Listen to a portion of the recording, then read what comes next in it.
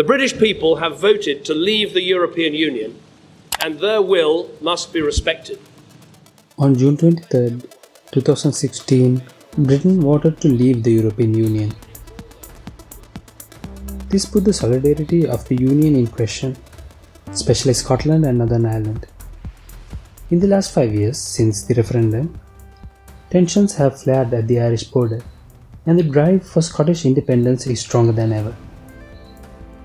While a majority in England and Wales voted to leave, 62% of the Scottish public voted to remain in the European Union, and 5 years after the fateful referendum, surveys show that support has grown even stronger.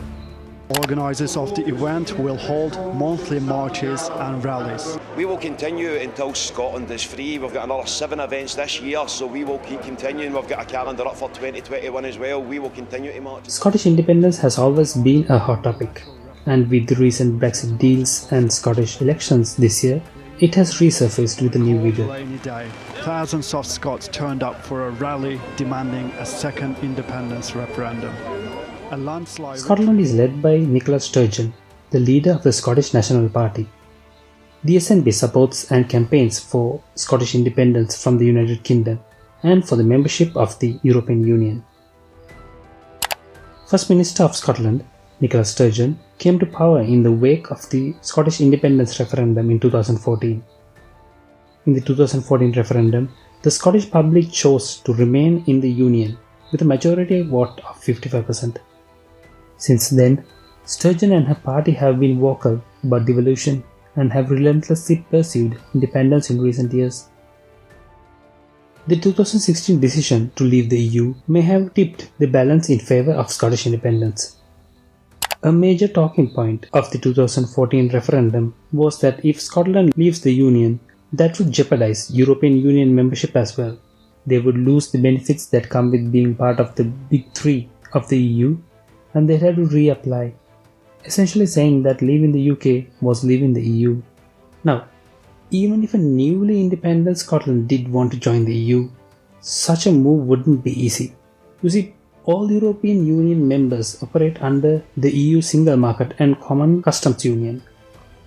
While it's true that being part of the EU would make trade with the rest of Europe easier, 60% of Scottish exports are sent to the UK, and since England isn't part of the EU, this means that there will be a hard border between Scotland and the United Kingdom for the first time in 300 years.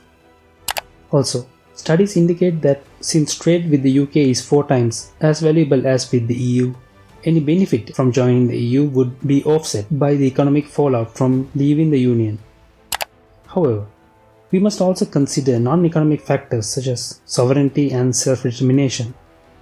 To many, the economic fallout may be a small price to pay for independence rather than be ruled under a Westminster Parliament where Scottish opinion is barely heard. Scots have a right to choose their own future. Westminster has no right to tell the country of Scotland what its future is. In any case, Sturgeon has made her intentions clear that she wants another Scottish referendum in the near future. This is easier said than done though, because as far as the UK government is concerned, the law is clear. The British Prime Minister has to consent to Scottish referendum to take place. Boris Johnson has made it clear that he has no intention to sign off on a new referendum. Of course, the SNP-led Scottish government may still go ahead with a referendum without Johnson's consent, but whether such a referendum without the approval of Westminster is valid may be a question for the Supreme Court to decide. There have been similar situations like this in other countries. For example, in 2017, Catalonia had a referendum without the approval of the Spanish central government.